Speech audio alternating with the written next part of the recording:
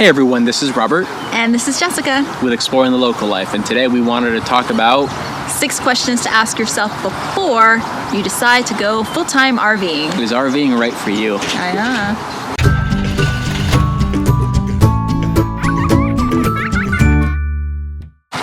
Number one, do you enjoy having company over? well, if you're going to be in an RV, it's going to limit your options. If you're going to have folks over for the big game, it's going to get a little bit tight. And what about Thanksgiving? You gonna have a turkey? Not going to happen. Maybe 2 Cornish hens, but that's about it. Yeah, so if you're going to have folks over and by the time you say, hey, can somebody please pass the dip? Well, they've already put their elbow in it. Yeah, and this is the case regardless of whether you have the 40-foot motorhome or fifth wheel or you have a cozy little RV. Yeah, space is always going to be at a premium. And if you have folks over, it better be a nice sunny day where y'all can hang out outside, go into the RV to get stuff, use the facilities and whatnot. That's right, because otherwise it's just going to be cozy, uncomfortable, weird time. Yeah. All right, the second major consideration you have to decide is RVing right for me. So how long do you like those showers to last? Do you like that gorgeous hot water? Because if you do, you are going to be sorely disappointed that first time you attempt to take a shower and you end up with shampoo in your hair with freezing cold. As we've already said, space is at a premium in an RV, and that includes your hot water heater and storage. That's right. So you basically have to set your water just the right temperature, turn off your little shower head switch, hop in, turn it on, get some water on you, turn it off. Lather up. Lather, turn on the water and rinse. And if you're a lady and you have to shave and do your hair, you may have to do in 2-parter, separated by an hour. It's going to be a project. Or go to the bathhouse. Yep, and if you're going to your bathhouse in your bathrobe and fuzzy bunny slippers, guess what? Everybody's going to know it. Wave and say hi to everybody. Yep. So that's another facet of RV life. Oh, but something, you can actually correct that if you'd like. They do sell endless hot water systems, but they're not cheap. And then, of course, you have to install them and hope that it works right. Did Daniel just make a funny face? Yeah, I think he did funny ears. Probably. So that's something to consider. Hot water at a premium, you're not going to have a lot of it. That's right. All right, so the third thing you might want to consider when you are thinking about the RV lifestyle is privacy and alone time. How much of that do you really need? Now, if you're always going to be out on BLM lands and in the parks and living that utopian dream of RVing it in the woods with the bears. And if you're a solo RVer? Yeah, maybe. This isn't going to be like a big deal for you so much. Yeah, but if you are like us and you have to spend time in RV parks, you're going to be closer to folks.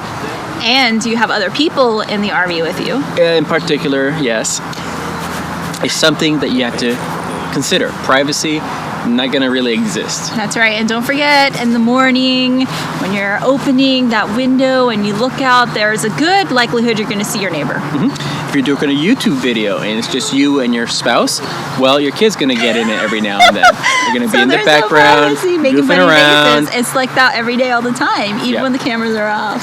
Yeah, so definitely something to consider. Privacy. If you're a very private person, unless you're out in the woods all the time, it's not going to certainly be there. Yeah, you're going to at least have to work at making that space and those times available to yourself, because they're not just going to happen. You can't just go in your room and shut the door. It's just not going to happen. Yeah. So number 4, and very related to the privacy issue, is what do you think about noise? Yeah, if you need to have a really quiet space for work or other things, it's probably not going to happen in your RV. Even if you have a really, really large RV, the kids have their own bunkhouse, it's still going to be noise. And we're cracking up because the kids are all around us, poking stuff and making faces. And Daniel just hit me on the head with what? I don't know, something. It was a pillow. With a pillow. And he was making you guys have bunny ear. So another thing about the noise in your RV is everybody's going to hear everything. Everything, whether somebody speaking of bunny noise. Ears again! Bunny ears again! He's making bunny ears! Don't make him bunny ears! Come on around, Nadia. Give me a hand.